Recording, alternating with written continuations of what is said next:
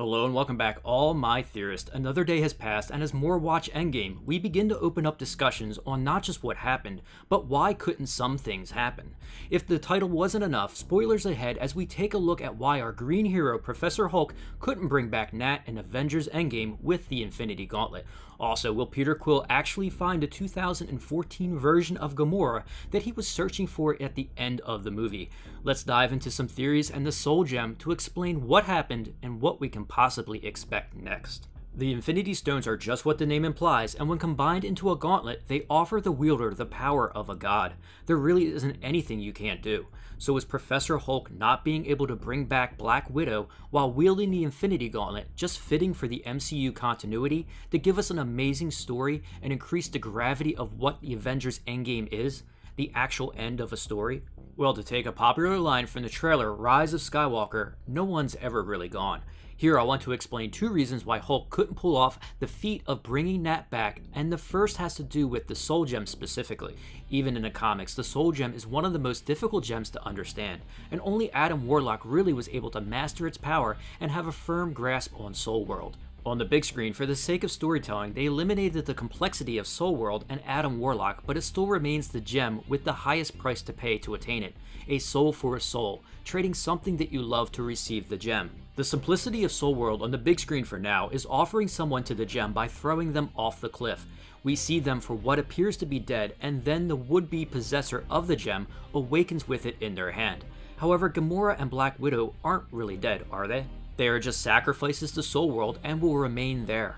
Thanos, who's a very talented individual while holding the Infinity Gauntlet, was able to contact Gamora in Soul World at the end of Infinity War, which is interesting that Gamora was a child, and maybe Soul World manifests you when you are most pure. So Natasha is in Soul World as well and maybe enjoying a time before she was made into the Black Widow. So how do we get them back? How do we reunite Quill with Gamora and Professor Hulk with Nat back in the MCU continuity?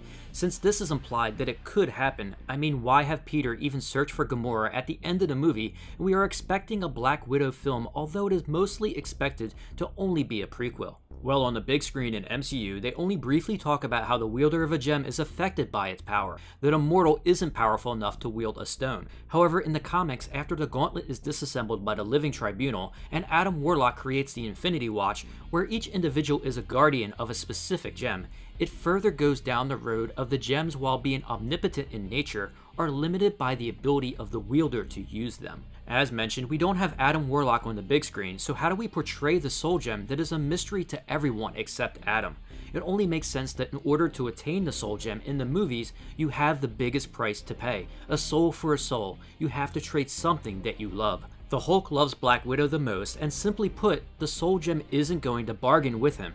There is nothing Professor Hulk could offer that would be a higher price to pay. There just is no way for him to bring her back. Not to mention, just wielding the gauntlet almost killed him, since he does have a fragile mind when compared to the likes of Thanos. Which is why Thanos was able to at least open up a dialogue with Gamora in Soul World while holding the gauntlet. So we would need someone like Adam in the MCU continuity that has a great understanding of the Soul Gem and have the ability to bargain with it to retrieve both Gamora and Black Widow. Now, with everything that has happened in Avengers Endgame in the next phase of movies, it is unknown for sure how they want to handle any loose ends on all the timeline jumping they did, and if Captain America actually managed to prevent fractures in any of the time jumps, even though he decided to get a life in one of them. I know Peter Quill and his team with Thor won't stop looking for a way to bring his Gamora back. Maybe eventually Quill finds a being that acts as a guide for them to accomplish this, so we will have to wait and see where this goes in Phase 4 with the Celestials. Until then, I suppose we can only speculate and discuss how it could happen. Another question is, should it happen? Well, I think if they wanted to explore Soul World and the Infinity Gems more, they could. They could have several people to team up like Professor Hulk with Thor and the Guardians in a movie to rescue Gamora and Black Widow. It could do well on the big screen. I mean, who doesn't want to see all of them together, and Hulk does have a tie-in with the Guardians, and they both have someone they want back. Hope everyone is enjoying their weekend, and as always I look forward to reading your theories and thoughts below on what you saw in Avengers Endgame. Now tell me, do you like my explanations on why the Hulk couldn't bring back Black Widow, and should the MCU explore in the next phase of movies bringing both Gamora and Black Widow back from Soul World? If you are new to the channel, thanks for watching, and if you enjoyed this video, don't forget to share this and smash that like button. Also, please subscribe and turn on that notification bell to keep those theories coming.